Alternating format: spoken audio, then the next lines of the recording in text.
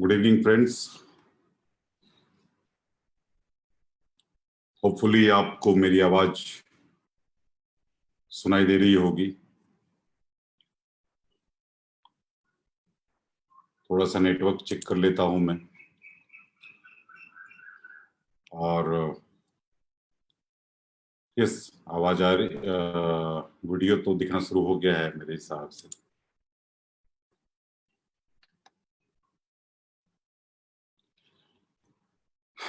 Hello everyone, waiting for some participants to join. Good evening, Ajay साहब. Good evening, Mr. Suman Bera. Good evening, Mr. Tanay Adak, Mr. Devlahari.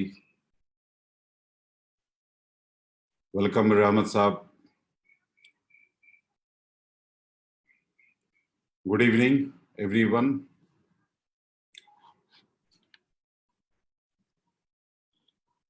काफी अच्छा लग रहा है। काफी new लोगों से मैं आज इंटरेक्ट होने जा रहा हूँ। आप में से कुछ लोग मुझे जानते हैं और काफी लोग मुझे नहीं जानते होंगे। तो जो लोग मुझे नहीं जानते हैं, मैं उनके लिए एक शॉर्ट इंट्रोडक्शन दे दूं अपने बारे में। मैं राजीव रंजन सिन्हा, एके घुमक्कड़ स्वामी। घुमक्कड़ स्वामी इसलिए क्योंकि आई लव ट्रैवलिंग और फोटोग्राफी मुझे एक बहाना देता है ट्रैवल करने के लिए। I am a hobbies photographer. So basically जब भी मुझे ट्रैवलिंग करने का शौक होता है तो मैं अपना सारा कैमरा बैग और सारे इक्विपमेंट्स के साथ ट्रैवल करने के लिए निकल जाता हूँ। और सबसे अच्छा पार्टनर मेरा जो होता है, वो ट्रैवलिंग के लिए जो कंपेनियन है, वो है मेरा कैमरा और मेरे ट्राइपॉड और साथ में जो एसेसरीज होते हैं। क्या क्या एसेसरीज लेकर मैं जाता हूँ ट्रैवल फोटोग्राफी के ऊपर के समय, आज हम लोग उन सब टॉपिक्स के ऊपर बात करेंगे। मेरा इंस्टाग्राम आईडी है और जो लोग मुझे मेरे काम को देखना चाहते हैं, इंस्टाग्राम पे घुमक्कड़ स्वामी अगर आप खोजेंगे तो मेरा प्रोफाइल वहां पे दिखेगा आपको। एक बार जरूर विजिट करिए, अच्छा लगा तो फॉलो कीजिए, नहीं तो कोई जरूरी नहीं, क्योंकि आपको फॉलो उन्हीं को करना चाहिए कि जिनके वर्क आपको अच्छे लगे। आप उनके साथ को शेयर कर सकते हैं, तो इस तरह से आपका प्रोफाइल भी मेरे को विजिबल होगा, तो उस वक्त मैं भी फॉलो बैक करूंगा। सो आज हम लोग बात करेंगे ट्रैवल एंड लैंडस्केप फोटोग्राफी के ऊपर।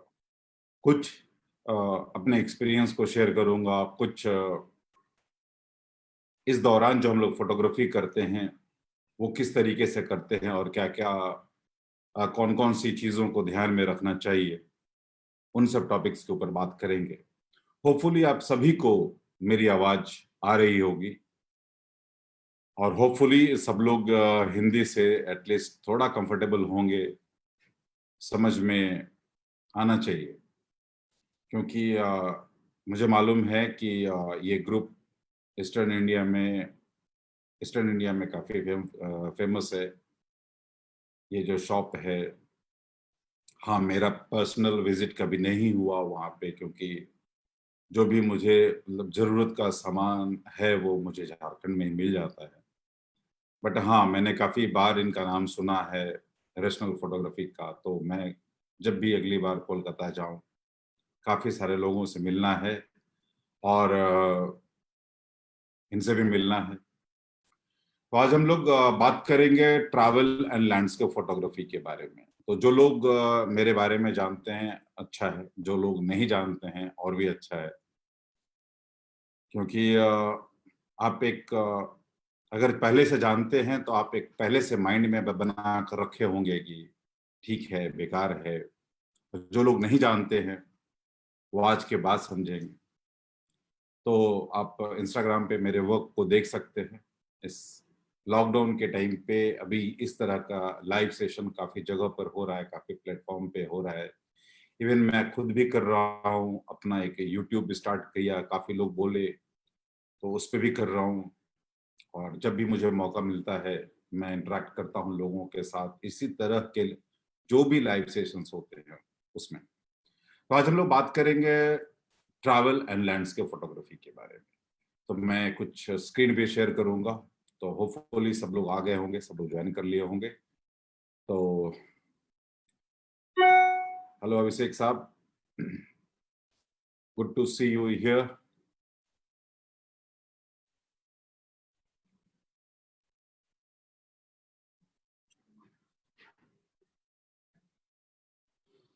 आज हम लोग बात करेंगे ट्रैवल एंड लैंडस्केप फोटोग्राफी के बारे में। ट्रैवल फोटोग्राफी इट मीन्स आप जानते हैं कि ये ऐसे लोगों के लिए है कि जिन्हें रियली ट्रैवलिंग पसंद है। अगर आप ट्रैवल पसंद नहीं है, अगर आपको ट्रैवलिंग पसंद नहीं आती है, तो रियली ट्रैवल फोटोग्राफी आपका फील्ड नहीं है। ट्रैवल फोटोग्राफी में एंटर करने से पहले आपको ट्रैवलिंग से प्यार करना होगा। आप जिस तरह से वाइल्ड लाइफ फोटोग्राफी करते हैं, तो वाइल्ड लाइफ से आप प्यार करना शुरू करते हैं। जिस तरह से आप जब भी मतलब वेडिंग फोटोग्राफी करने जाते हैं, तो आपके पास एक शौक होता है कि अलग-अलग वो लोगों से मिलें, अपना कम्युनिटी को इंक्रीज़ करें, आपका हेजिटेशन खत्म होता है। तो इस तरह का जो चीज़ें हैं, जो भी प्रोफ़ेशन में, जो भी जॉनर में आप फ़ोटोग्राफ़ी करना चाहते हैं, उससे आपको प्यार करना होगा। उसी तरीके से जब आप ट्रैवल फ़ोटोग्राफ़ी की बात करते हैं, तो ट्रैवल फ़ोटोग्राफ़ी में पहला चीज़ आपको ट्रैवल से प्यार करना होगा। ट्रैवल से प्यार करने के लिए आपको इंटरेस्ट होना चाहिए, आपको फ़ोटोग्राफ़ी में इंटरेस्ट होना चाहिए, आपको वहाँ के आर्किटेक्चर से प्यार होना चाहिए। हेलो एवरीवन, हेलो अभिषेक साहब, हेलो मिस्टर अभिषेक मल्होत्रा, हेलो दिनेश वर्मा साहब, काफ़ी दिनों के बाद मिले हम लोग। तो इस तरीके से आपको ट्रैवल फ़ोटोग्राफ़ी में उतरने से पहले आपको रियली एक इंटरेस्ट पैदा करना होगा ट्रैवल के लिए। अब ट्रैवल फ़ोटोग्राफ़ी होती क्या है? काफ़ी सारे इमेजेस आप देखते होंगे, लैंडस्केप्स का, वाइल्ड लाइफ का, पोर्ट्रेट का, इवेंट्स का। कुछ लोग इवेंट्स के फोटोग्राफी करते हैं और लिखते हैं ट्रैवल फोटोग्राफर। बट ये एक्चुअली ट्रैवल फोटोग्राफी क्या है? Travel photography is a super set. जितने भी छोटे-छोटे जॉनर्स हैं, सबको मिलाकर आप एक कैटेगरी में डाल दीजिए। वही category travel photography. Travel photography में सिर्फ लैंडस्केप आता है, ऐसा नहीं है। काफ़ी सारी चीज़ें हैं इसमें। तो आज हम लोग समझेंगे कि what is travel photography, why travel photography, travel photography क्यों करना चाहिए, who can be a travel photographer, how can we be successful in this area, कैसे हम लोगों को सक्सेस मिलेगा इस फील्ड में, और कैमरा एसेसरीज और उस फोटोग्राफी करने के लिए, लैंडस्केप करने के लिए और भी चीजें जो भी ट्रैवल फोटोग्राफी के अंतर्गत आती है, वो करने के लिए हम लोगों को कौन से गियर्स यूज करने चाहिए, कौन सा एसेसरीज यूज करना चाहिए, इन सब चीजों पर बात करेंगे। और मैं पर्सनली अपना शेयर करूंगा, क्योंकि काफी लोग का इसमें अलग अलग थॉट्स होते हैं। कुछ लोग हेवी कैमरा यूज करते हैं, कुछ लोग बड़े बड़े इक्विपमेंट्स और बड़े बड़े गैजेट्स यूज करते हैं। तो इस तरह का सारे इक्विपमेंट्स मेरे पास है भी नहीं, तो मेरे पास जो है और जो मैं यूज करता हूँ, वो मैं शेयर करूंगा। ये सिर्फ सिर्फ ये बताने के लिए कि आप इस तरह के इक्विपमेंट्स के साथ आप फोटोग्राफी कर सकते हैं। उसके लिए ज़रूरी नहीं है कि काफ़ी बड़ा-बड़ा इक्विपमेंट्स आपको यूज़ करना चाहिए। तो फर्स्ट ऑफ ऑल हम लोग समझेंगे कि ट्रैवल फोटोग्राफी क्या है? What is travel photography? इसके अंतर्गत आता है लैंडस्केप भी। इसके बाद इसी के अंदर पोर्ट्रेचर भी आता है, आर्किटेक्चर भी आता है, इवेंट्स एंड एक्टिविटीज भी आता है। इसके अंदर वाइल्ड लाइफ भी आता है। वाइल्ड लाइफ और ट्रैवल फोटोग्राफी कैसे, एक एक करके समझते हैं। जब भी आप किसी जगह पर जाते हैं लैंडस्केप करने के लिए, तो आपके पास मालूम होना चाहिए कि आप जो लैंडस्केप जो दिखा रहे हैं लोगों को, उस जगह का विजुअलाइजेशन होना चाहिए। लोग आपसे पूछें या वो खुद समझ जाए कि इस तरह का लैंडस्केप कहाँ पे आपको मिला। इट मीन्स आपने उस जगह पर जाकर लोगों को वर्चुअली ट्रैवल कराया है। It means it's a travel photography. Landscapes, इस तरह के लैंडस्केप्स देखने के बाद जब भी आपको इस तरह के इमेजेस सोशल मीडिया पर आप जब शेयर करते हैं, हम लोग सोशल मीडिया की बात करें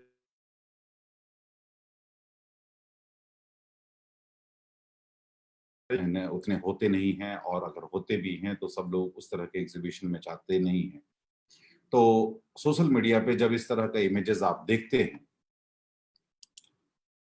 तब आपके अंदर एक ही सवाल आता है, और काफी सारे कमेंट सेक्शन में अगर आपने ऊपर में कुछ नहीं लिखा है उस जगह के बारे में, तो काफी सारे लोग ये सवाल पूछेंगे, location, where is this location, location please. तो आपने एक कीड़ा डाल दिया लोगों में, ये तो बड़ा अच्छा लोकेशन है, कहाँ का है।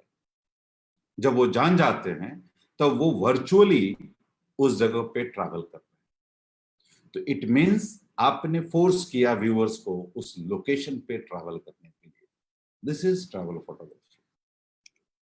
पोर्ट्रेचर, जब इस तरह का पोर्ट्रेट आप देखते हैं, काफी शार्प पोर्ट्रेट, काफी अलग तरीके का ड्रेस का पोर्ट्रेट, अलग एनवायरनमेंट का पोर्ट्रेट, ये भी सवाल आता है लोगों में, ये कहाँ का, ट्रैवल फोटोग्राफी। इस तरह का एनवायरनमेंटल पोर्ट्रेट, सवाल क्या आता है, और आप जान जाते हैं अगर इस तरह का लोकेशंस पे आप गए हैं तो आपके दिमाग में एक विचार आता है, ओह ये तो राजस्थान का है।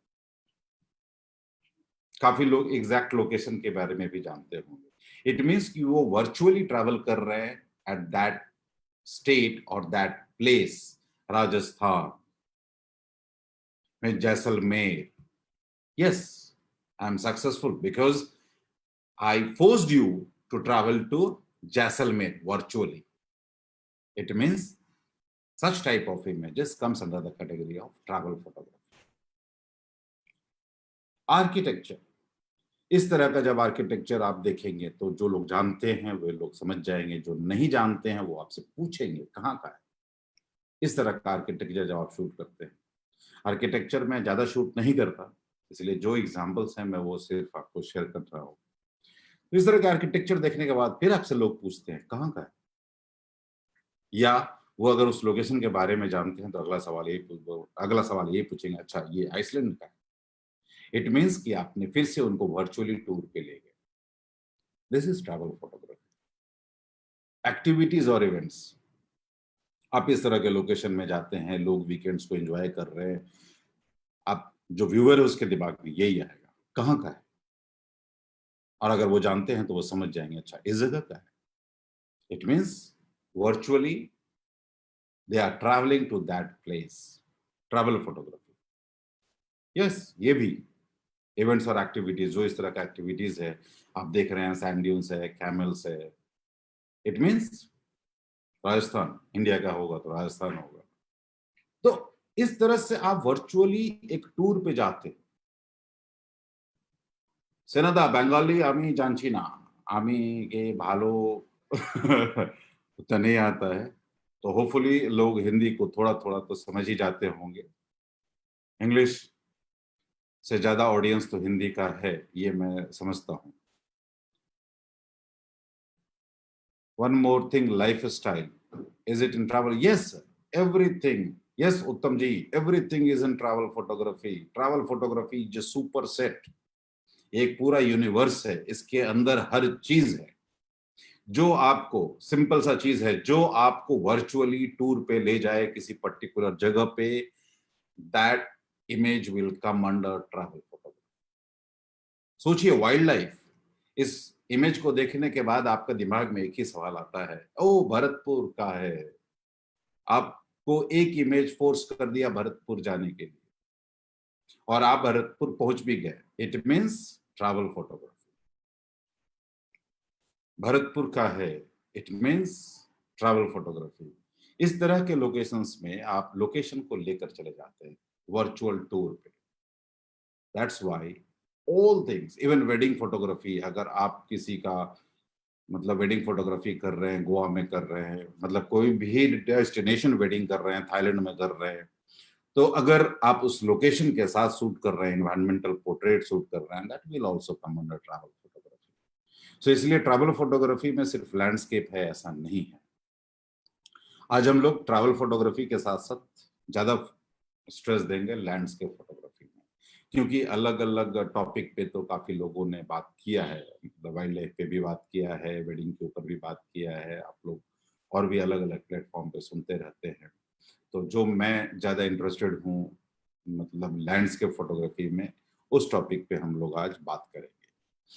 फर्स्ट ऑफ ऑल, जब भी आप लैंडस्केप करने के लिए निकलें तो आपके पास कैमरा बैग में क्या क्या होना चाहिए। कैमरा तो ऑब्वियस ही बात है, फर्स्ट चीज कैमरा होना चाहिए। लेंसेस, तो कैमरा एटलीस्ट मेरे हिसाब से 2 होना चाहिए, क्योंकि जब भी आप किसी लोकेशन पे जाते हैं तो जो मैं कोशिश करता हूं कि मैं अल्ट्रा वाइड एंगल से लेकर 200 mm तक का फोकल लेंथ का यूज करूं लेंस। और ऐसा कोई लेंस मुझे अभी मार्केट में मिलता नहीं है जो मुझे 14 mm से लेकर 200 mm तक मिले, इसलिए मुझे 2 यूज करना पड़ता है लेंस। तो जब 2 लेंस यूज करता हूं तो मैं 2 कैमरा यूज करता हूं, सो दैट कि फील्ड पे मैं दोनों कैमरा, अगर एक मेरे पास एक कैमरा रहेगा तो बार बार वाइड एंगल निकाल कर फिर टेलीफोटो लगाना होगा, या टेलीफोटो। और ये ऐसा अक्सर होता है कि जो लेंस आपके कैमरा में होता है उससे रिलेटेड इमेजेस आपको दिखेगा और आपको लगेगा ओ मैं टेलीफोटो लेकर आता तो वो शॉट ले लेता। जब आपके कैमरा में टेलीफोटो लगा हुआ रहेगा तब लगता है कि ओ वाइल्ड लाइफ, अगर पूरा वाइड एंगल होता तो मैं ये शॉट ले पाता।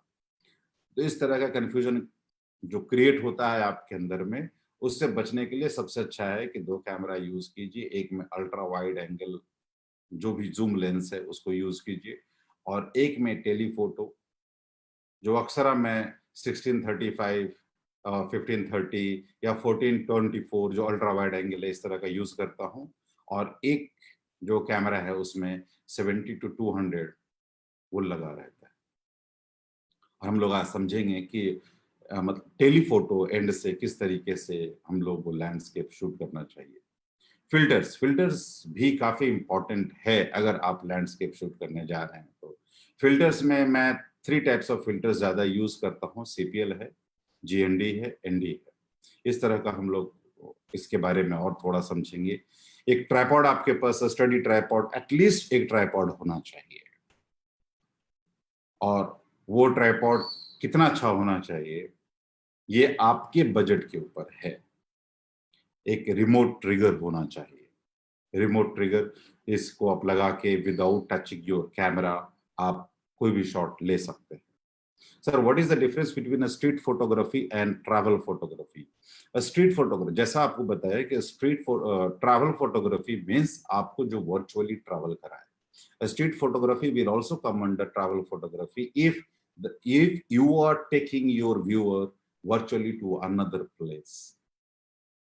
तो इस तरह से एक सब कैटेगरी बना दिया जाता है कि street photography, landscape photography, wild life photography, event photography, portrait photography.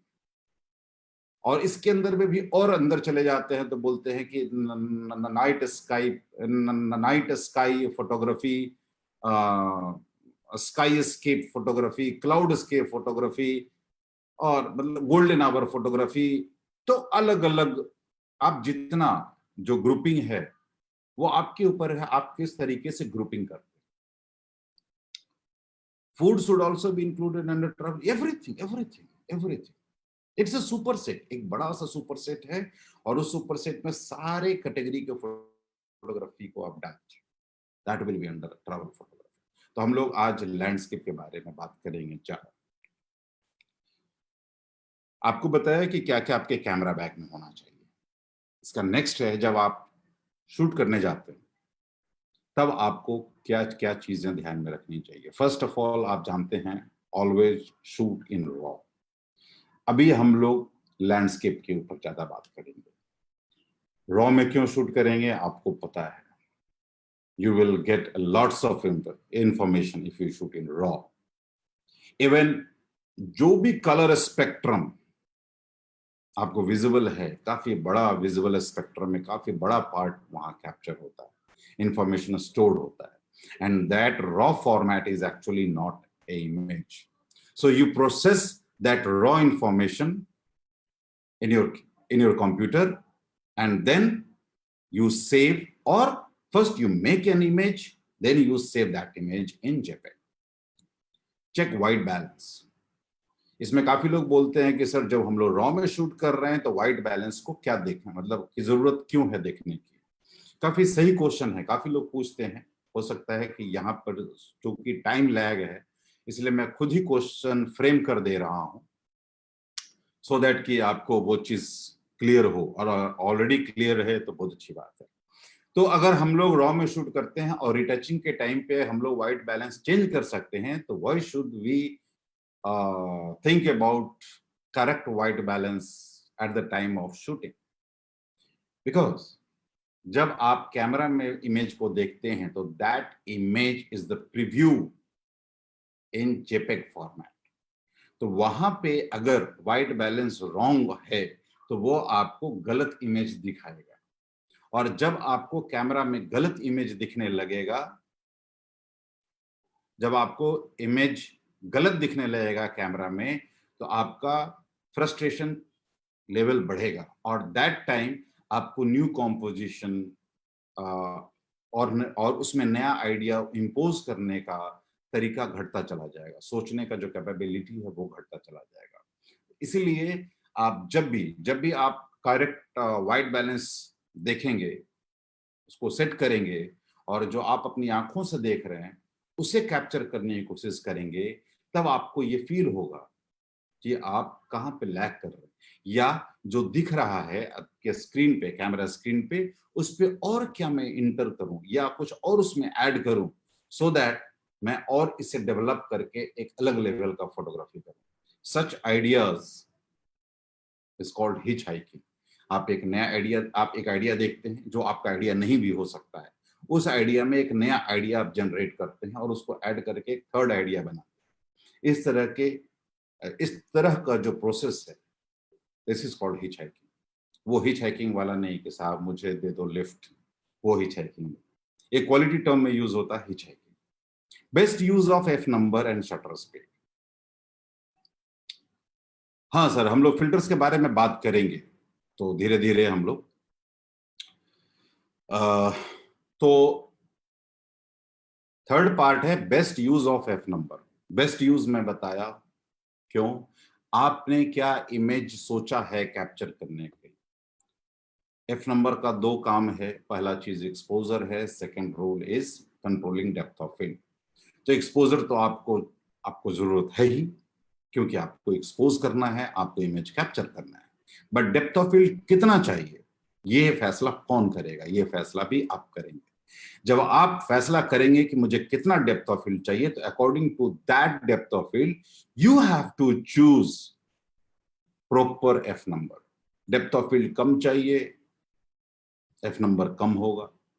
जब डेप्थ ऑफ फील्ड ज्यादा चाहिए, तो आपको depth of field F number ज्यादा करना होगा। इस तरीके से आपको शूट करना होगा। रोशनी कम है, आपके पास ट्राइपॉड नहीं है, तो एफ नंबर कम करना है, लेकिन डेप्थ ऑफ फील्ड कम हो जाएगा, तो मुझे वाइड एंगल में शूट करना है, क्योंकि आपको पता है कि जैसे जैसे हम लोग फोकल लेंथ को डिक्रीज करते हैं, we increase the depth of field. Simple. ये सारे टेक्निक्स हैं। तो best use of F number आपको मालूम होना चाहिए। Second, best use of shutter speed. आपको कितना शटर स्पीड चाहिए? जब भी आप किसी इमेज को देखते हैं तो आपको मालूम होना चाहिए कि जो उस फ्रेम में कोई भी सब्जेक्ट अगर मोशन में है, कोई भी एलिमेंट अगर मोशन में है, तो उस मोशन को मुझे ब्लर करना है या मुझे फ्रीज करना है। अगर मुझे फ्रीज करना है तो ऑब्वियस सी बात है मेरा शटर स्पीड फास्ट होगा। अगर मुझे उसे ब्लर करना है, ब्लर क्यों करना है? तो जब आप मोशन ब्लर करते हैं तभी वो मोशन दिखता है। अगर आप किसी वाटरफॉल को फ्रीज कर दें हाई शटर स्पीड में, तो वो मालूम नहीं चलेगा कि वो स्मूथ फ्लोइंग है।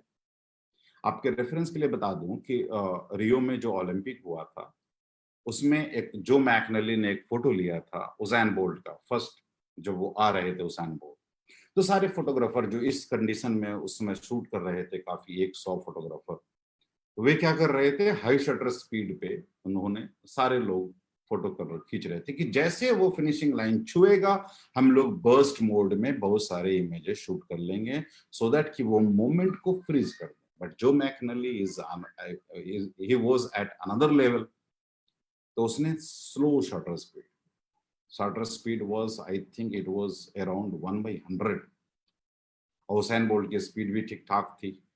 तो उस तरीके से क्या होगा, उनका हाथ और पैर which was relatively moving faster than his head, तो उनका फेस तो फ्रीज हुआ बट हाथ और पैर वॉज ब्लर्ड।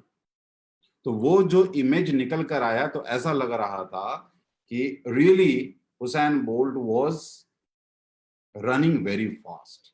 तो जब भी आपको मोशन को दिखाना होता है तो आप ब्लर करते हैं, और आपको जब ब्लर करना होगा तो उसके लिए आपको शटर स्पीड को स्लो करना होगा। वो इमेज को आप देखिएगा तब आपको मालूम चलेगा कि अगर आपको डिफरेंट शूट करना है, जब आपको मोशन दिखाना है, वो इमेज मैं दिखा नहीं पा रहा हूँ एक्चुअली, मुझे अभी एग्जाम्पल के तौर पर ध्यान आया, इसलिए, नहीं तो मैं उसको दिखाता। आप देखेंगे Usain Bolt image clicked by जो मैग्नली, तो वो आपको दिखेगा। लास्ट पॉइंट, हाँ, उसके बाद जो नेक्स्ट पॉइंट है, फाइंड द लेयर्स, जो लैंडस्केप फोटोग्राफी में काफी इंपॉर्टेंट है। किस तरह से ये इंपॉर्टेंट है हम लोग धीरे धीरे बात करेंगे, और कैसे लेयर्स को देखना चाहिए, और उस लेयर्स को कैसे विजुअलाइज करें, और उस लेयर्स को कैसे हम यूज करें, ये सब चीज हम लोग आज बात करेंगे। ये आगे हम लोग बात करते हैं। Keep your ISO settings as low as possible.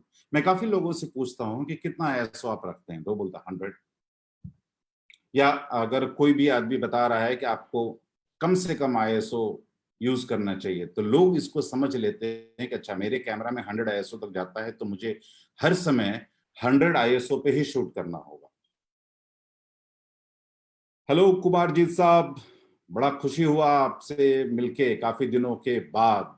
Hopefully आपको याद होगा हम लोग भरतपुर में मिले थे। ठीक है, आगे बढ़ते हैं। Keep your ISO settings low as possible for that scene. क्योंकि एक एग्जांपल देता हूं, एक जगह पर मैं वेडिंग फोटोग्राफी करने गया था, तो और भी 2-3 लोग थे। तो शादी करने के बाद, शादी हो जाने के बाद वो कपल को उनके कुल देवता के रूम पे जाना था, और काफी रिमोट जगह था, एक गांव में उनकी शादी हो रही थी, और उनका कुल देवता, एक आपको भी पता है कि गांव में जो कुल देवता होते हैं उनके एक छोटे से कमरे में होता है, उसमें खिड़कियां नहीं होती है, छोटा सा वेंटिलेटर होता है, उससे रोशनी अधिक नहीं आ पाती है, एक छोटा सा घी का दिया जलता रहता है, रोशनी भी कम होती है। तो वैसे कंडीशन में अगर आप शूट करना चाहते हैं तो काफी, और वहां पर उन लोगों ने साफ रोक दिया था कि you can't use your flash. अब सब कुछ आपको अपने कैमरा और आपके अपने लेंसेज पर डिपेंड कर रहा था कि आप कैसा फोटो खींचे। तो काफी सारे फोटोग्राफर्स थे वो शूट नहीं किए, क्योंकि आईएसओ वाज आस्किंग अप्रोक्सीमेटली 12,800, और 12,800 या उससे ज्यादा अगर आप यूज करते हैं तो क्या हालत होगी इमेज की, आप सोच रहे हैं। वो भी काफी अंडर एक्सपोज आ रहा था, मैं भी था, तो मैंने शूट किया एट 12,800 आईएसओ। क्या हुआ, मेरे पास एक इमेज आया।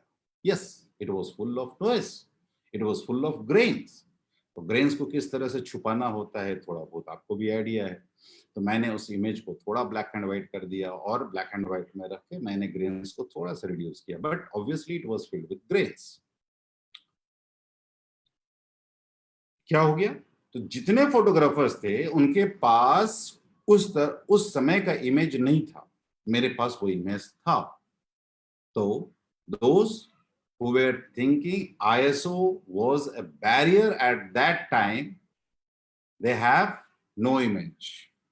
मेरे पास एक इमेज था, तो for that particular moment my lowest ISO setting was 12,800।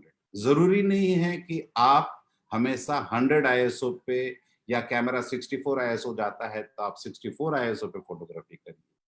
It depends कि आपका सीन का रिक्वायरमेंट क्या है, उसके हिसाब से आपको ISO मिनिमम रखना होगा।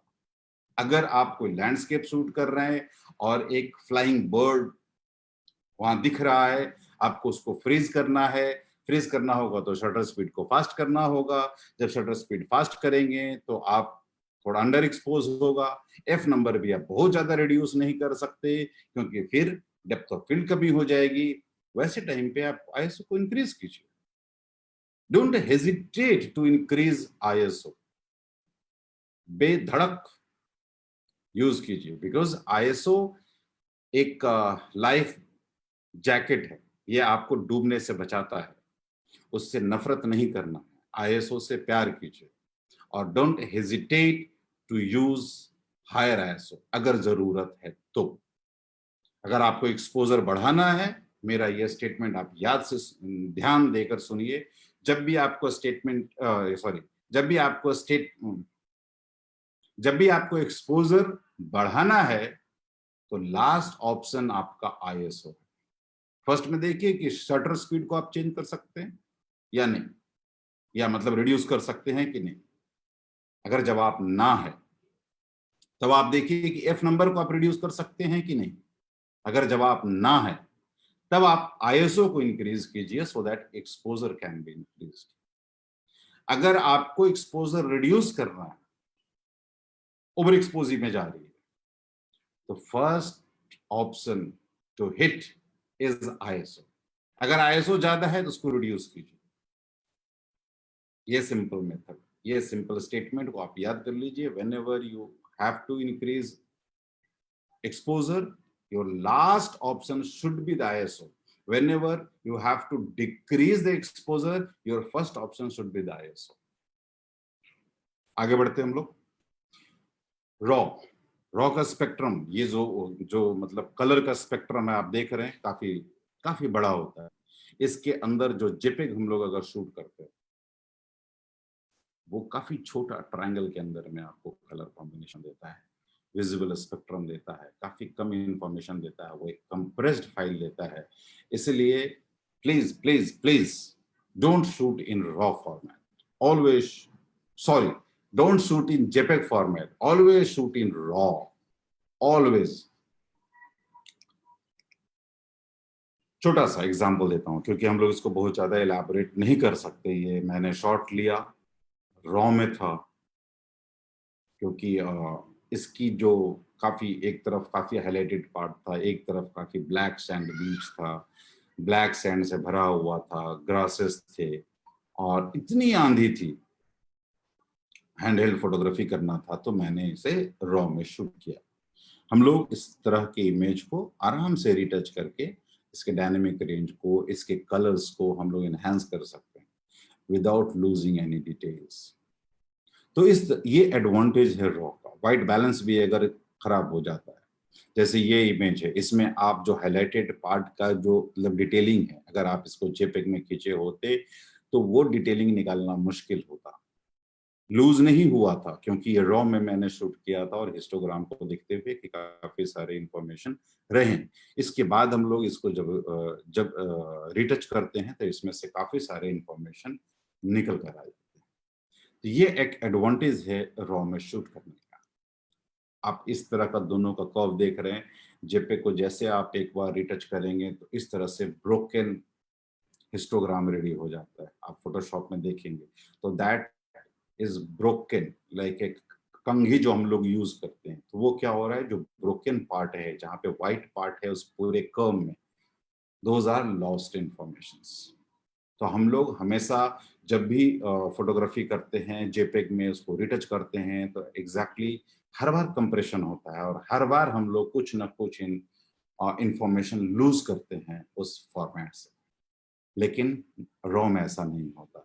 रॉ में आपके पास इंफॉर्मेशन दे दिया गया है, आप उसको प्रोसेस कीजिए, एक नया इमेज बनाइए, and that image will be saved in JPEG, और वो raw will remain raw always. आप उसको बाद में कभी भी कुछ भी बना सकते हैं। एक रॉ चिकन ले आइए तो आप उसका चिकन तंदूरी भी बना सकते हैं, चिकन देहाती भी बना सकते हैं, ग्रेवी चिकन भी बना सकते हैं। लेकिन अगर आपने एक बार ग्रेवी चिकन का ऑर्डर दे दिया और वो सर्व हो गया है, इसके बाद अगर आप बोलेंगे कि नहीं मुझे तंदूरी चिकन करके दो, तो आप सोचिए कि वो रेस्टोरेंट वाला उसको तंदूरी चिकन तो बना देगा, बट क्या वो तंदूरी चिकन आप खा पाएंगे? नहीं। तो इस तरीके से आप रॉ में शूट करने कीजिए, भले आप प्रोसेस मत कीजिए। अगर आपको प्रोसेसिंग नहीं आता है मत कीजिए। आप कैमराज में कुछ इमेजेस को एज इट इज आप रॉ से जेपेग में कन्वर्ट कर सकते हैं, इतना तो आता है। बाकी रॉ को आप छोड़ दीजिए, जिस दिन आप सीखेंगे उस दिन उसको कन्वर्ट कीजिए।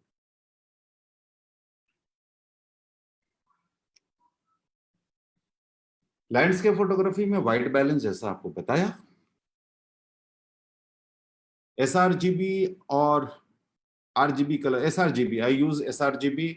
इसके पीछे काफी सारा मतलब कलर साइंस है, उतना हम लोग अभी टाइम नहीं है उतना डिटेल में जाएंगे। I shoot in sRGB.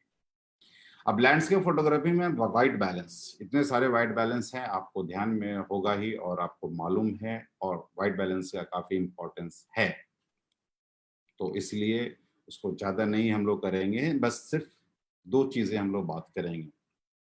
Perfect white balance, what do you mean by perfect? Technically और एस्थेटिकली। क्योंकि जो टेक्निकली हो जरूरी नहीं है कि वो एस्थेटिकली सही हो। एक सर्वे कराएंगे हम लोग, तो एक व्हाइट बैलेंस ये है, अगर इसमें हम लोग क्लाउडी कर देंगे तो क्लाउड करने से क्या हो रहा है, थोड़ा ऑरेंज ऐड हो गया, उसके बाद वो वार्म टोन्स में आ गया। तो ये फोटो है और इससे पहले वाला फोटो है, ये दो फोटो में कौन सा बेटर लग रहा है, ये अपना पर्सनल चॉइस है। कुछ लोग इस फोटो से सेटिस्फाइड होंगे, कुछ लोग टेम्परेचर को इंक्रीज करके उसको वैसा बनाएंगे। तो टेक्निकली करेक्ट होना अलग चीज है और एस्थेटिकली करेक्ट होना अलग चीज है। आप किसी को ये नहीं बोल सकते कि आपका इस फोटो का व्हाइट बैलेंस गलत है। गलत और सही इसमें नहीं है, यहां पर वो सोचने का, हाँ वो ब्लंडर नहीं करते बस, लेकिन ऐसा कोई गलत और सही नहीं होता है। जो आपको अच्छा लग रहा है हो सकता है बाकी लोगों को अच्छा ना लगे, या जो मुझे अच्छा लग रहा है वो मैंने अपने लिए खींचा है, मैं अपने तरीके से प्रोसेस कर रहा हूं, इसलिए वही है जो मैं आपको दे रहा हूं, दिखा रहा हूं।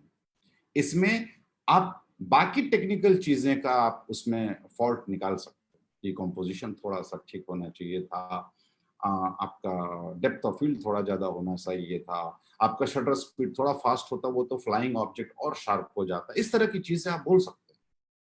बट वो कलर थोड़ा सा कूलर होता तो ज्यादा मजा, वो ये आदमी जानता है जो प्रोसेस कर रहा है, बट उसको वो अच्छा नहीं लगा।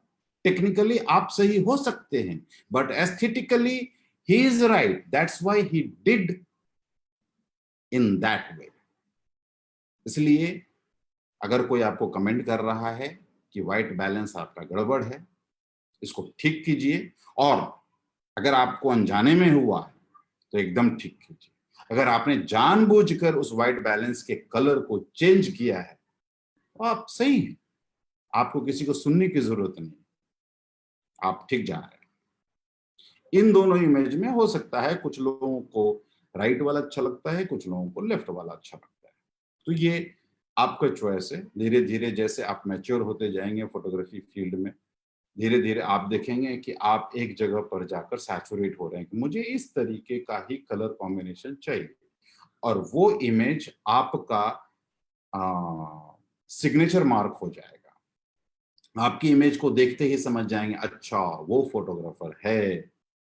तो ये आपका जो ट्रेडमार्क बन जाएगा। सो आपका टेस्ट आपका है, उसको अलग अलग लोगों से बात करके, अलग अलग लोगों से ज्ञान लेके, खासकर ऐसी चीजों पर आप हर चीज को कंबाइन करने की कोशिश मत कीजिए। किसी की कॉपी मत कीजिए कि उसका जो कूलर इमेज था वो ज्यादा बेटर लग रहा था, तो क्यों ना मैं, इनिशियली आपको करना होगा, किसी की कॉपी करनी होगी, बट धीरे धीरे आप देखेंगे कि आप उसकी उसकी तरह ही फोटोशूट कर रहे हैं।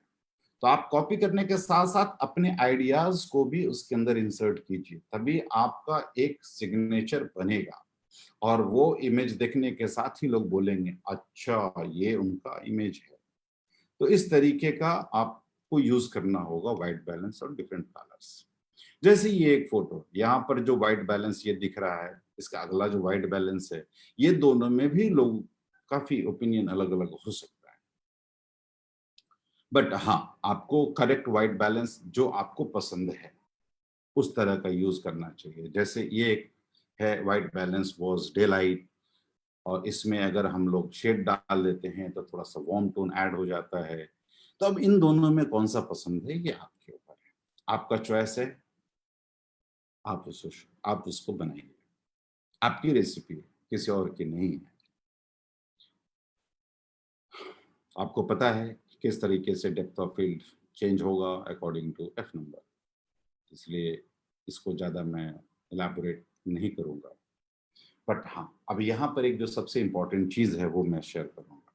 जब आप लोअर एफ नंबर यूज करते हैं तो डेप्थ ऑफ फील्ड कम होती है, जब आप हायर एफ नंबर यूज करते हैं तो डेप्थ ऑफ फील्ड ज्यादा होती है। डेप्थ ऑफ फील्ड मीन्स जितना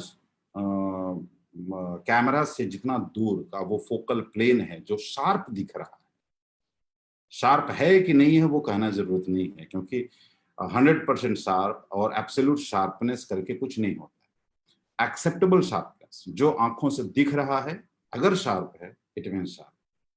इसको भी नहीं, ये भी वेग है, आंखों से दिखता है तो होर्डिंग आपको दूर से दिखता है शार्प है, बट पास जाते हैं तो वो शार्प नहीं होता है।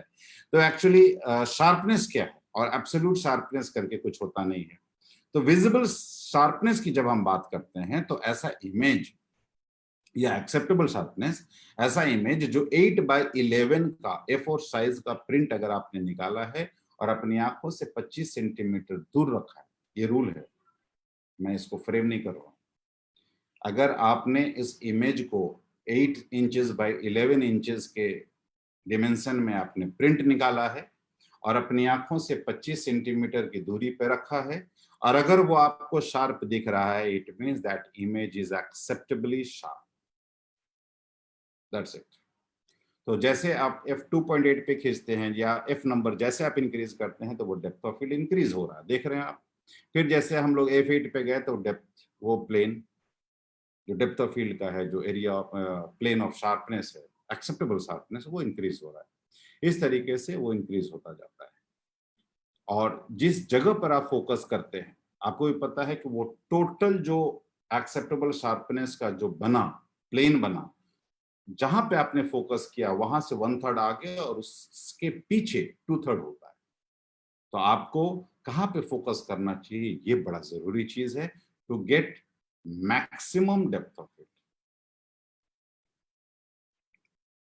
तो इसी तरीके से आप यहाँ पे देख लीजिए, जैसे जैसे हम लोग एफ नंबर इंक्रीज करते जा रहे हैं, हमारा ये जो सब्जेक्ट है वो सर्कल में है, और हम लोग जैसे एफ नंबर को इंक्रीज करते जाते हैं उसी तरीके से हमारा डेप्थ ऑफ फील्ड भी इंक्रीज करता जा रहा है।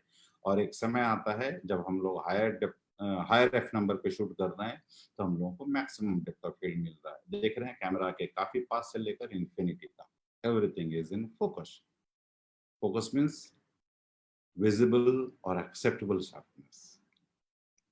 तो इस चीज को एक टर्म है hyper focal distance. Hyper focal distance, समय काफी फास्ट जा रहा है तो थोड़ा सा हम लोग को फास्ट करना होगा। रमत भाई, क्या हम लोग 1 घंटे से ज्यादा कर सकते हैं? तो आप कमेंट सेक्शन में लिख के मुझे बता सकते हैं कि अगर हम लोग इसको और थोड़ा सा खींच सकते हैं, क्योंकि मुझे लगता है कि 1 घंटे के अंदर खत्म नहीं हो पाएगा। तो ये चूंकि इंपॉर्टेंट चीज है हाइपर फोकल डिस्टेंस, ये आपको जानना चाहिए। और जो लोग जानते हैं बहुत बढ़िया, वेरी गुड। जो लोग अगर नहीं जानते हैं उनको मैं बताता हूं, थोड़ा सा ध्यान से सुनिएगा। Hyperfocal distance at any particular focal length और any particular F number. Hyperfocal distance वो जगह होती है जहां पे आप फोकस करके maximum depth of field extract कर सकते हैं। कहां पे करेंगे, कैसे करेंगे, थोड़ा सा सोचना है बस।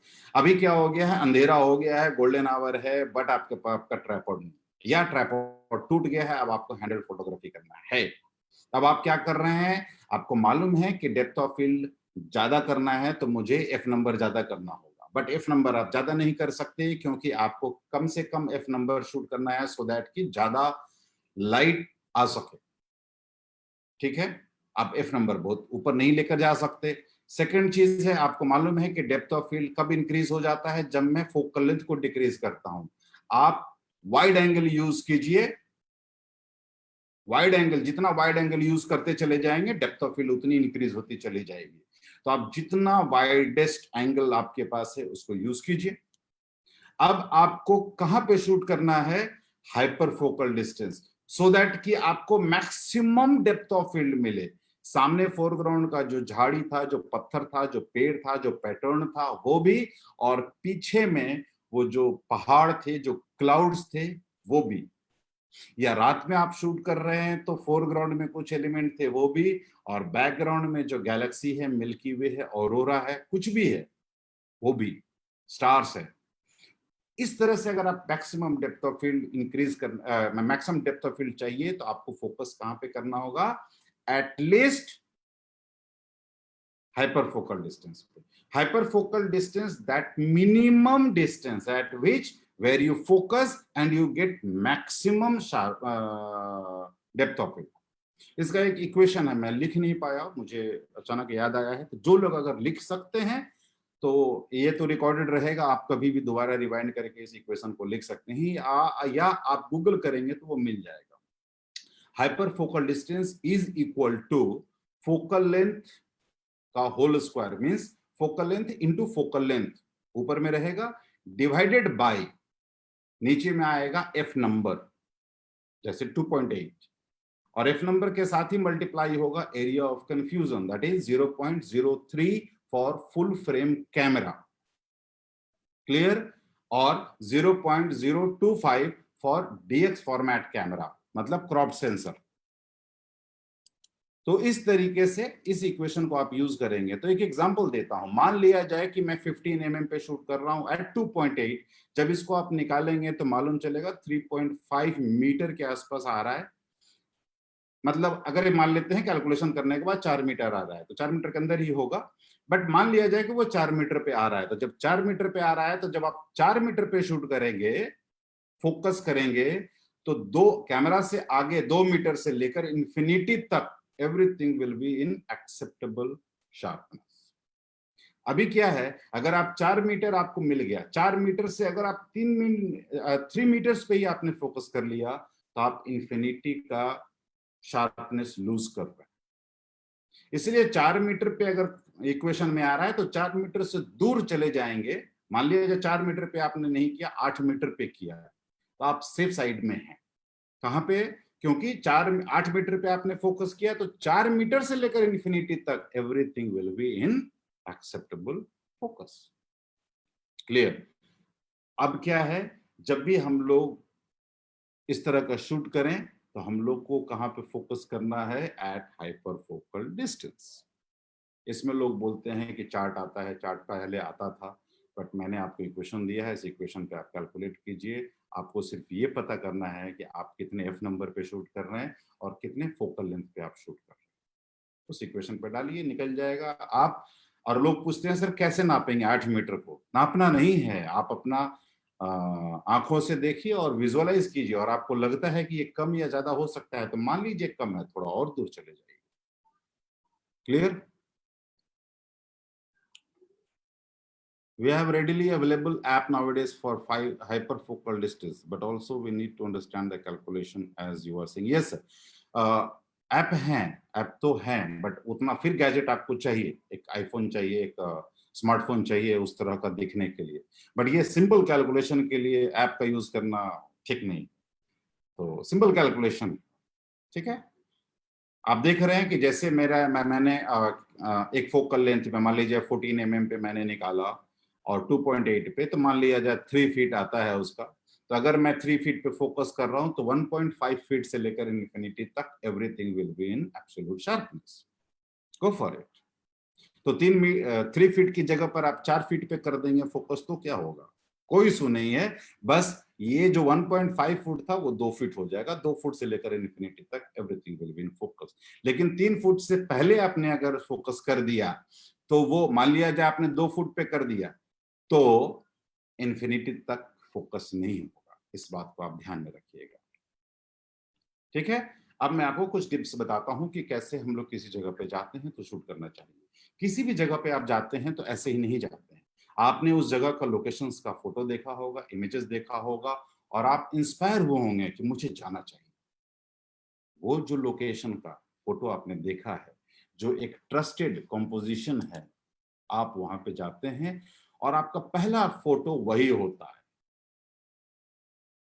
मैं दिखाऊंगा आपको, लेकिन सिर्फ वहां पे रुकना नहीं है। जैसे आप आइसलैंड जाएंगे तो पहला आपका कैमरा और ट्राइपॉड इसी जगह पे जाएगा और आप इसी तरह के कॉम्पोजिशन को शूट करेंगे, क्योंकि आप इस तरह के इमेजेस सोशल मीडिया पे, इंटरनेट पे, अलग अलग प्लेटफॉर्म पे, 500px पे, काफी जगह पर इसी तरीके का फोटो आपने देखा है। ये well trusted, well hit composition है, बट ये इतना बार सर्कुलेट हो गया है कि अगर आप इस तरह का फोटो शूट करके सोशल मीडिया में दिखाते हैं तो कोई नहीं पूछेगा, सिर्फ ये बोलेगा अच्छा आइसलैंड गए थे क्या। क्योंकि इस तरह के इमेजेस उन लोगों ने बहुत बार देखा है। तो अब आप थोड़ा सा डिफरेंट किसी भी लोकेशन पे जाते हैं तो लोकेशंस को घूमिए, रेकी करिए। एक बार आपने एक शॉट ले लिया, किसी और का कॉम्पोजिशन कॉपी कर लिया, कोई सुनिए, कॉपी करिए। इसके बाद आप थोड़ा टहलिए, नए नए एंगल्स को एक्सप्लोर कीजिए, नए नए कॉम्पोजिशन को एक्सप्लोर कीजिए। जब मैंने ये फोटो शेयर किया था सोशल मीडिया पे तो काफी लोगों ने इसे पसंद किया था। मैं ये नहीं बोल रहा हूँ कि ये फोटो बहुत फोटो से अच्छा है, हो सकता है इससे अर्लियर वाला फोटो बढ़िया था, बट ये फोटो इस तरह का कॉम्पोजिशन लोगों ने नहीं देखा था कि हाँ भाई नीचे जो वाटर सरफेस है, जो वाटर छोटा सा वाटर बॉडी है, उसके अंदर एक हार्ट शेप बन रहा है, इसको लोगों ने ज्यादा पसंद किया। हाँ, एक डिफरेंट कॉम्पोजिशन है। तो आपको अलग अलग लोकेशन, उसी लोकेशन पे अलग अलग तरीके से ट्रैवल करना चाहिए। थोड़ा सा एंगल चेंज करके आप, मैं इसमें फोरग्राउंड यूज किया और फोरग्राउंड में ऑटम फ्लावर्स बहुत अच्छे लग रहे थे, मैंने उसको भी कवर किया। यहाँ पे रिफ्लेक्शंस इस तरीके, एक शॉट, एक लोकेशन ये है वेस्टर्न, यहाँ पर भी आप जाएंगे तो काफी सारा यहाँ पर तो वेराइटी ऑफ कॉम्पोजिशंस आप यूज कर सकते हैं। आपको अलग अलग, जैसे ये फोटो है इसमें भी अलग फोरग्राउंड दिख रहा है, अलग इसमें लीडिंग लाइन है, एक फोटोग्राफर है जो पूरे क्लाउडी वेदर में अकेला खड़ा है, दूर दूर तक और कोई फोटोग्राफर नहीं दिख रहा है। तो इस तरह का, ये काफी रात हो गई थी, काफी अंधेरा हो गया था, तो हम लोगों ने शूट किया। यहाँ पर मैंने 60 सेकेंड का शॉट लिया। तो इस तरीके का आपको different compositions, different locations, different view points को आपको यूज करना होगा। ये सारा उसी जगह का है। अब आते हैं हम लोग सीपीएल के, सॉरी, फिल्टर्स के बारे में। तो फिल्टर्स हम लोग 3 टाइप्स का यूज करते हैं, मतलब मैं करता हूं। इसमें फर्स्ट जो मोस्ट इंपॉर्टेंट फिल्टर है जो आपके पास होना ही चाहिए, दैट इज सीपीएल।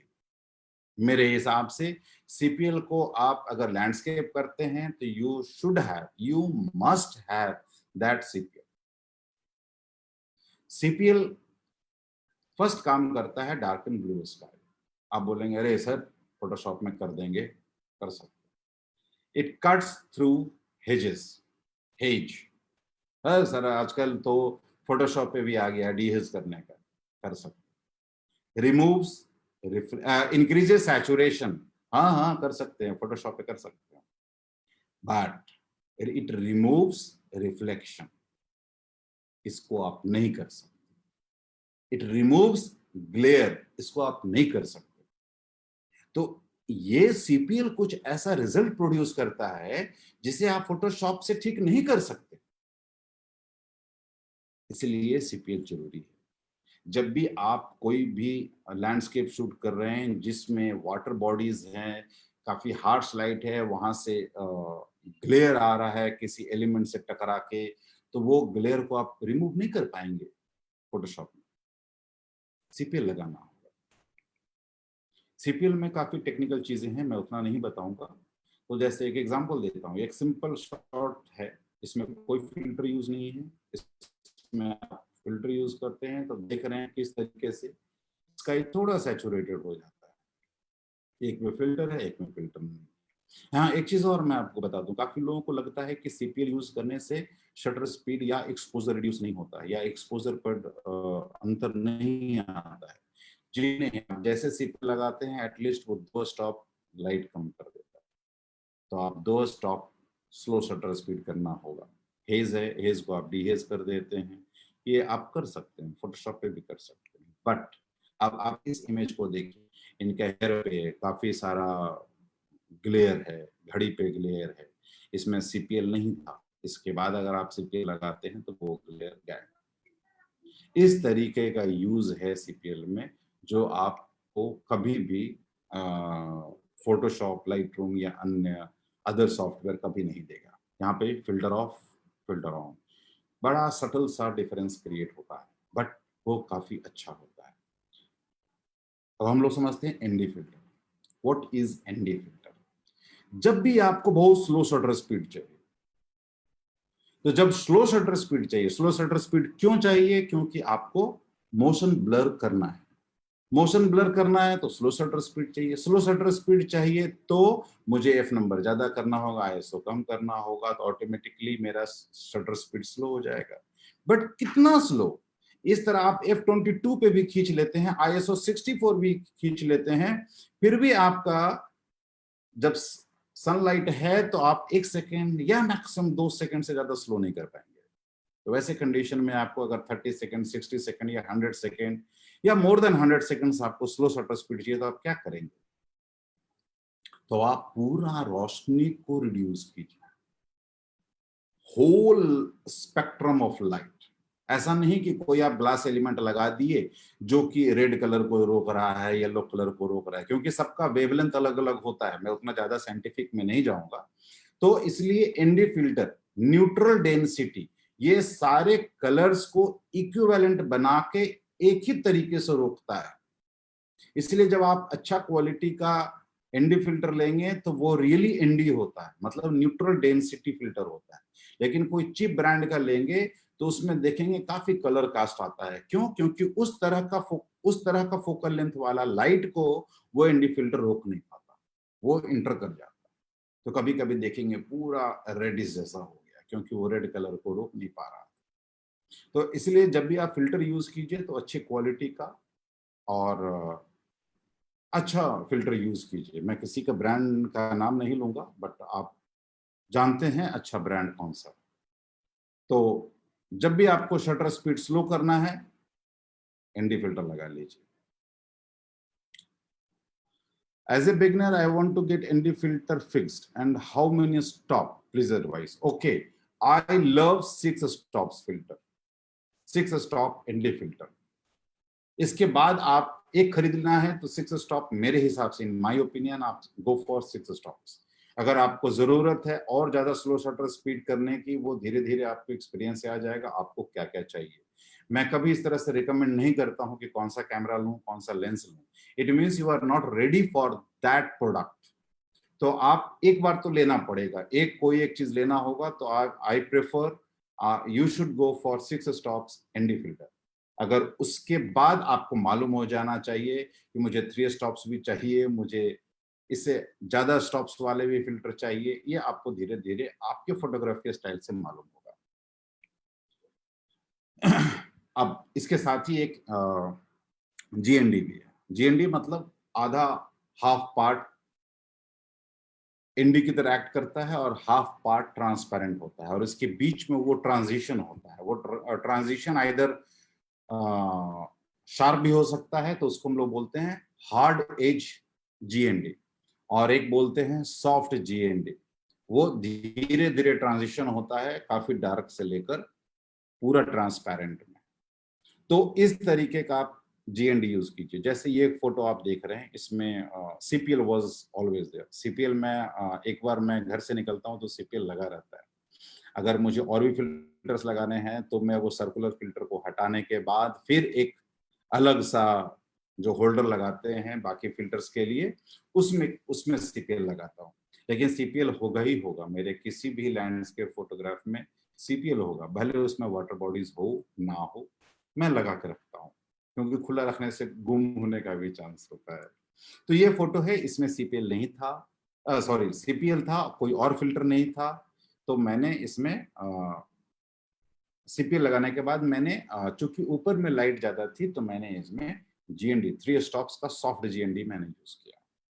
इसके बाद फिर भी लाइट उतनी कम नहीं हुई तो रिलेटिवली फास्टर शटर स्पीड पे मैंने इसको शूट किया। आप देख रहे हैं कि एवरीथिंग इज नॉट स्मूथ। फिर मैंने इसमें एक एनडी फिल्टर यूज किया। उसके कारण देखिए नीचे का जो समुद्र है, सी है, वो पूरी तरीके से स्मूथ हो गया है। और क्लाउड्स का जो मूवमेंट जो रिलेटिवली स्लो होता है, वो भी चूंकि shutter speed was very slow, approximately 30 seconds, तो वो भी हल्का ब्लर हो गया। तो इस तरीके का आप दोनों में, अब आप कोई पूछ लेंगे, कोई सवाल पूछेंगे कि इन दोनों में बेटर इमेज कौन है, तो ये कहना मुश्किल है। ये अपना पर्सनल चॉइस होता है कि आप, कि मेरे को क्या अच्छा लग रहा है या आपको क्या अच्छा लग रहा है। तो अगर आपको स्लो शटर स्पीड वाली फोटो खींचनी है तो आपको एनडी फिल्टर यूज करना होगा। अगर आप फास्ट शटर स्पीड से भी काम कर सकते हैं, वो आपको अच्छा लगता है, तो then don't buy ND filter, लेकिन सीपीएल जरूर खरीदिए। और अगर फोटोशॉप पे समय बचाना चाहते हैं तो आप जीएनडी फिल्टर को यूज कीजिए। यहाँ पर एक फोटो आप देख रहे हैं कि एक फोटो में रिलेटिवली नहीं, really it was very fast shutter speed. ये दो छोटे छोटे जो रॉक फॉर्मेशन थे समुद्र के अंदर में, उसके बगल में एक जायंट रॉक फॉर्मेशन था। तब इन दोनों के बीच में एक बर्ड उड़ती हुई जा रही थी। उस बर्ड को फ्रीज करने के लिए आपको शटर स्पीड, ऑब्वियस सी बात है कि आपको ज्यादा होना चाहिए, एक मतलब वो 1/1000 के आसपास होना चाहिए। तो वहां पे मैं थोड़ा हाई आईएसओ भी यूज किया। इसके बाद जब वो आईएसओ यूज कर लिया तब मैंने ट्राइपॉड पे और जीएनडी के साथ एनडी फिल्टर भी यूज किया 30 सेकेंड्स के एक्सपोजर के साथ। इसमें अगर वो उड़ती हुई बर्ड आई होगी, बहुत बार आई होगी, बट वो बर्ड क्या होगी, ब्लर हो गई, इसलिए उसका इफेक्ट खत्म हो गया। Shall we use CPL and GND together? You can use, you can use, you means आपको मैं कुछ एग्जांपल्स दिखाऊंगा। जैसे ये इमेज जो राइट साइड में काफी स्लो शटर स्पीड में है, इसमें मैंने सीपीएल भी यूज किया है, मैंने जीएनडी भी यूज किया है, और मैंने एनडी भी यूज किया है। इस तरह का आप जब भी आपको मूवमेंट दिखाना है, इस तरह में आपको एनडी फिल्टर्स लगाना। यहाँ पर क्या है, एनडी फिल्टर है but shutter speed was relatively high. क्यों हाई? क्योंकि अगर मैं यहाँ पे ज्यादा स्लो शटर स्पीड कर देता, काफी स्लो कर देता, तो वो जो क्लाउड का फॉर्मेशन है, जो ड्रामेटिक क्लाउड फॉर्मेशन है, वो नहीं मिलता जैसा। इसलिए इस जगह पर एनडी फिल्टर होने के साथ साथ, सॉरी जीएनडी, तो मतलब सॉरी एनडी लगाने के साथ इतना स्लो करना है कि वाटरफॉल ब्लर हो जाए, बट जो जहां पे ड्रामेटिक स्काई है वो ब्लर नहीं होना चाहिए। तो अगर आप 2 सेकंड 3 सेकंड का एक्सपोजर दे देते हैं तो वो क्लाउड्स का जो ड्रामा है वो रहेगा और वाटरफॉल थोड़ा ब्लर हो जाएगा। तो इस तरीके का आप यूज कर सकते हैं। अब हम लोग लेयर समझते हैं कि लेयर्स किस तरह का जरूरी है। पहला चीज है, मैं 3 लेयर्स के बारे में बात कर रहा हूँ, फोरग्राउंड, मिड ग्राउंड और बैकग्राउंड। यहाँ पर देख लीजिए 3 लेयर्स आपको क्रिएट हो रहे हैं। तो ये 3 लेयर्स आपको कब यूज करना चाहिए मेरे हिसाब से, और ये मैं अपने सारे लोगों को बोलता हूँ, मैं फोटोग्राफी के ऊपर जब भी किसी से बात करता हूँ तो ये जरूर बोलता हूँ कि whenever you are using a wide angle, तो at least you search for 3 layers: foreground, midground and background. अगर 3 लेयर नहीं है तो आप क्रिएट करो। आपने लद्दाख का फोटो देखा होगा, काफी सारे लोग हैं जो स्टोन को एक के ऊपर एक के ऊपर एक रखने के साथ उसको फोरग्राउंड में रखते हैं। वो ऐसा क्यों कर रहे हैं? क्योंकि उनको फोरग्राउंड में कुछ चाहिए और वहां पर कुछ और इंटरेस्टिंग चीज नहीं मिला, then they are creating an interesting foreground which is complementary to the image. अब ऐसा नहीं है कि वहां पर आप ये स्टोन वाला चीज आप गोवा में करोगे तो चलेगा, क्योंकि लद्दाख में वो इट सिग्निफाइज स्तूपा, तो वो कॉम्प्लीमेंट कर रहा है टोटल सीन को, वहां पर आप इसको बेधड़क यूज कर सकते हैं। तो उसी तरीके से एटलीस्ट 3 लेयर्स आपको क्रिएट करना होगा या खोजना होगा। Foreground, mid ground, background, foreground, mid ground, background, foreground, mid ground, background. तो इस तरह कभी कभी अगर आपके पास बैकग्राउंड नहीं है, जैसे इस इमेज में यहाँ पे आपके पास बैकग्राउंड नहीं है, मीन्स क्लाउड, ड्रामेटिक क्लाउड्स नहीं है, तो आपके पास सिर्फ 2 लेयर मिल रहा है। अगर मैं वाइड एंगल यूज कर रहा हूं फिर भी 2 लेयर है, तो उस वक्त क्या करना होगा, मुझे फोरग्राउंड को स्ट्रॉन्ग बनाना होगा और इतना स्ट्रॉन्ग बनाना होगा कि मुझे बैकग्राउंड की जरूरत नहीं पड़े, जैसे ये इमेज में आप देख रहे हैं। लेकिन जब आप टेलीफोटो यूज कर रहे हैं तो फोरग्राउंड को हमेशा शार्प रखना रियली टफ होता है। तो वैसे कंडीशन में आप 2 लेयर से काम कर सकते हैं, मिड ग्राउंड और बैकग्राउंड। लाइक यहां पे सब्जेक्ट है, उसके पीछे background, subject is the mid ground, बाकी पीछे में पूरा background.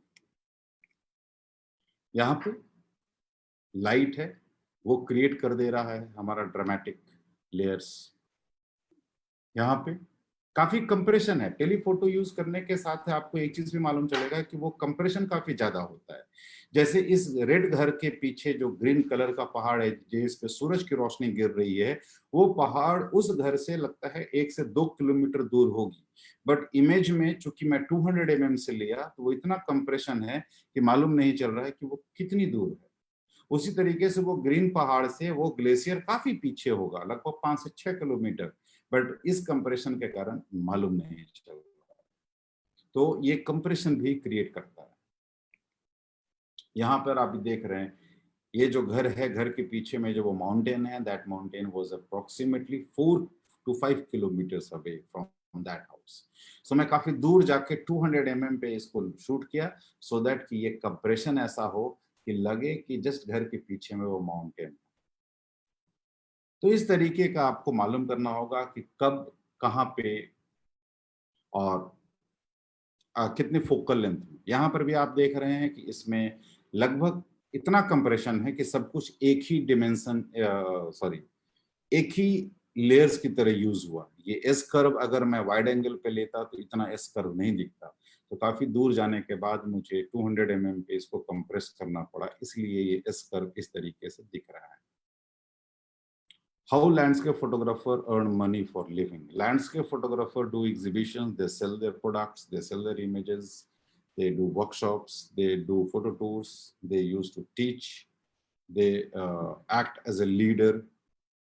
So in this way, landscape photographer earn money. और ट्रैवल फोटोग्राफी, जब आप लैंडस्केप को सिर्फ लैंडस्केप के साथ मत जोड़िए, जब आप ट्रैवल फोटोग्राफी करते हैं तो lots of websites will hire you, lots of operators will hire you to shoot some of images for them.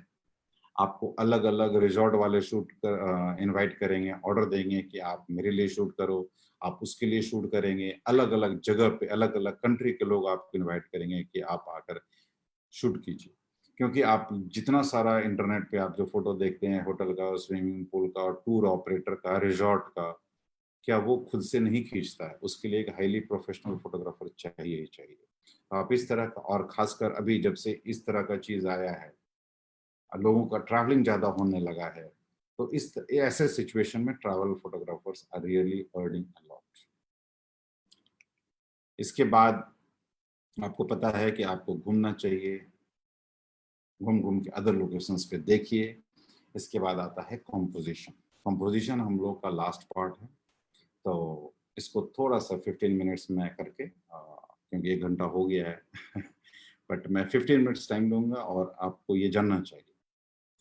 तो अभी तक जो भी हम लोग पढ़ रहे थे, जो भी सीख रहे थे, shutter speed, aperture, ISO, focusing, ये सब, बट कॉम्पोजिशन अगर नहीं है आपके पास और इस इमेज में, तो रियली वो इमेज बहुत ऑड सा लगता है। सब कुछ ठीक लगेगा, लाइट भी अच्छी थी, ड्रामेटिक लाइट थी, सब्जेक्ट भी अच्छे थे, बट हमारे पास कॉम्पोजिशन नहीं था। तो उसके कारण आप में और एक जो ऑर्डिनरी फोटोग्राफर नहीं कहेंगे, आलू चिप्स वाले फोटोग्राफर, जो आलू चिप्स लेते हैं, गाड़ी से घूमते हैं, मौका मिलता है फोटो खींचते हैं, तो उनके लिए आपके फोटो और उनके फोटो में डिफरेंस नहीं होगा। एक अच्छा फोटोग्राफर तभी मिल जाता है जब आप उसके इमेजेस को सोशल मीडिया पे देखते हैं और उसके कॉम्पोजिशन स्ट्रांग होते हैं। तो कॉम्पोजिशन अगर स्ट्रांग है, इट मीन्स कि वो बेकार लाइट में भी खींचा है तो भी आपको लगेगा कि वो अच्छा फोटोग्राफर है, बिकॉज उसके कॉम्पोजिशन अच्छे हैं। तो फर्स्ट चीज, हम लोग इसके बारे में थोड़ा सा फास्ट करके समझने की कोशिश करते हैं। समझ में आता है तो ठीक है, लेकिन आपके अंदर एक कीड़ा तो मैं जरूर डाल दिया कि आप कॉम्पोजिशंस को अगर मेरे से समझ में आ जाता है तो ठीक है, नहीं तो आप काफी सारा स्टडी मटेरियल है यूट्यूब पे, और अगर गूगल करेंगे तो इस तरीके से काफी मिल जाएगा। तो first rule in photography for composition is that there is no rule in photography. You shoot whatever you wish. Last rule of photography is that there is no rule in photography. You shoot whatever you wish. But in between these two rules, there are lots of rules. और ये rules कैसे बन गए, क्यों बने? क्योंकि जब भी कोई लोग ह्यूमन साइकोलॉजी को उस फोटो के ऊपर डालता है, तब हम लोगों को उसका फंडामेंटल्स मालूम चलता है कि ह्यूमन एलिमेंट ऐसे देखता है। और जब कोई ह्यूमन एलिमेंट आपके इमेज को ऐसे देखता है, ये बात मालूम हो जाए, तो क्यों नहीं आप उसी तरीके से फोटो खींचें सो दैट कि वो देखे।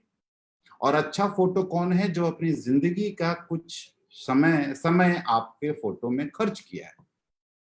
2 सेकंड, 3 सेकंड, 5 सेकंड, 30 सेकंड्स, वो 30 सेकंड्स आप उसका अपना लाइफ का वो आपके फोटो पे खर्च किया है। इट मीन्स वो खर्च कर रहा है और वो फोटो अच्छी है। तो वो कैसे देखता है, तो पहले एक एक करके चीज हम लोग समझते हैं। इसमें कुछ रूल्स है जो फंडामेंटल रूल्स, ऐसे तो रूल्स बहुत सारे हैं, मैं कुछ इंपॉर्टेंट रूल्स आपको बताता हूँ फास्ट फॉरवर्ड करके।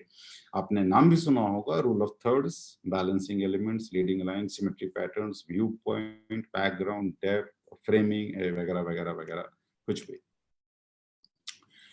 इसके बाद पहला है, जैसे इस तरह का आप देख रहे हैं, तो रूल ऑफ थर्ड के हिसाब से, जैसे मैं ये आप देख रहे हैं, 2 horizontal line, 2 vertical line draw कीजिए। ये जो 4 क्रॉस सेक्शन पॉइंट है, दो cross section points are called points of interest. Points of interest मतलब व्यूअर का फर्स्ट व्यू उसी चारों पॉइंट्स में से जाता है किसी जगह पर। अगर वहां पर इंटरेस्टिंग एलिमेंट नहीं है तो व्यूअर उस इमेज से बाहर चला जाएगा।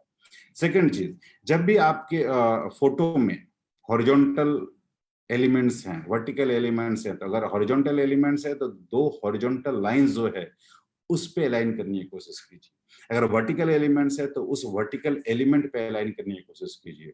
It will also come under rule of third.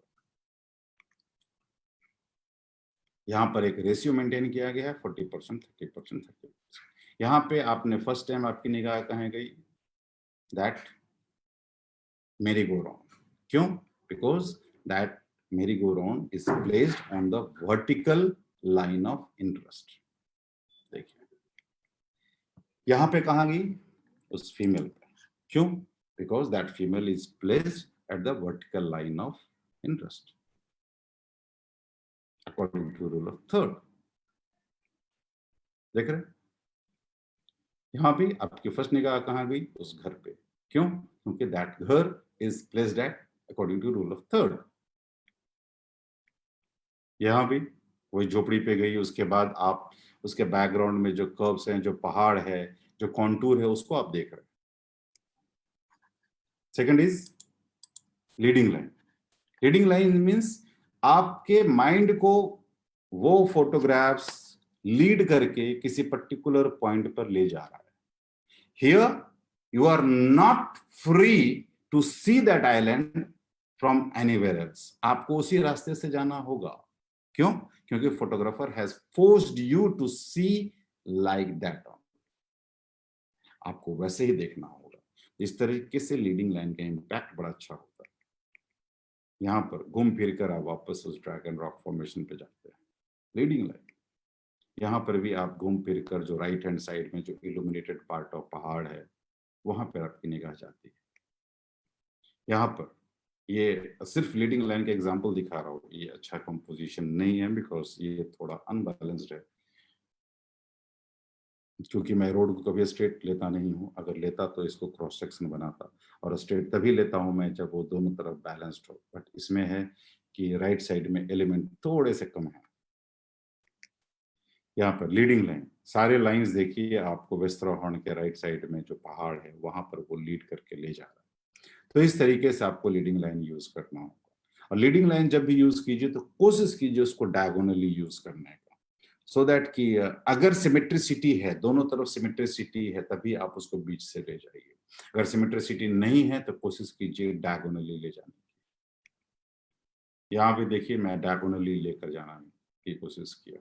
तो ये लीडिंग लाइन आप कहीं पर भी यूज कर सकते हैं, किसी भी तरीके से। कोई जरूरी नहीं है कि कोई रोड हो, कोई सड़क हो, कुछ और हो। आप वेव्स को, इस तरीके के लाइंस को भी आप यूज कर सकते हैं।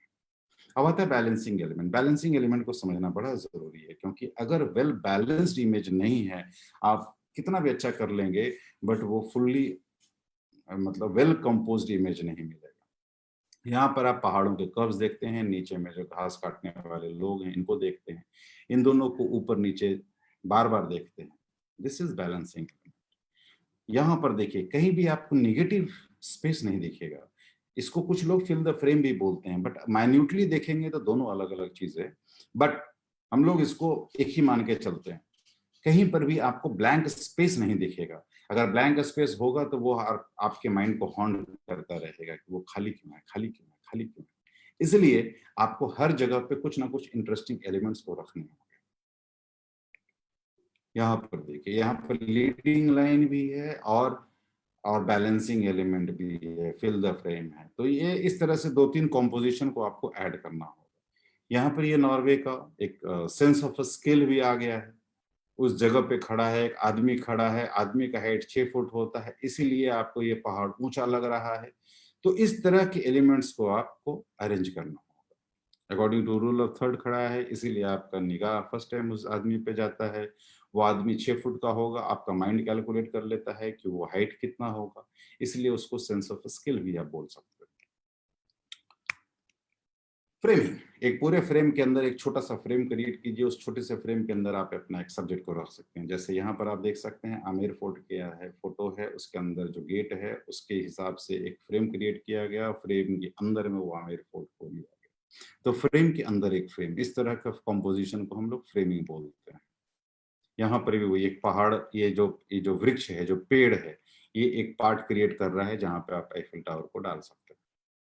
एक जो वाइल्ड लाइफ में है, 2 पेड़ है, 2 पेड़ के बीच से एक जानवर देख रहा है, हिरण देख रहा है, तो ये भी एक फ्रेम क्रिएट हो रहा है, फ्रेम के अंदर एक फ्रेम। इस तरह का कॉम्पोजिशन। व्यू पॉइंट आप मतलब एंगल और व्यू को आप चेंज कीजिए, अलग एंगल से दिखाने की कोशिश कीजिए। अलग है एक डायगोनल एलिमेंट, ऐसा लगता है कि वो बार बार रिपीटिशन होता हुआ जा रहा है और वो डायगोनली एक लाइन क्रिएट हो जाता है।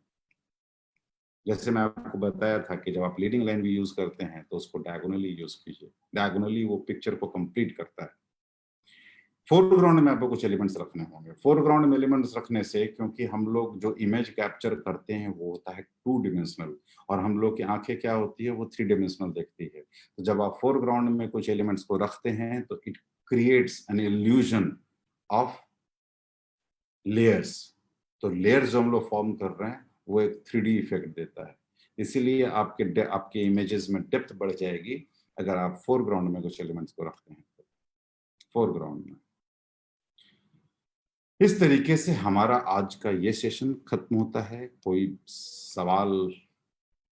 ओ सॉरी, एक और है, ऐड ह्यूमन एलिमेंट, ये तो बताना ही भूल गया था मैं। तो एक ह्यूमन एलिमेंट को ऐड कीजिए हर तरीके के लैंडस्केप में, तो वो एक अलग ही डेप्थ और वो फोटो लाइवली हो जाता है। यहाँ भी देखिए हर जगह पे, और उनका ड्रेस ऐसा होना चाहिए जो कि कॉन्ट्रास्ट हो।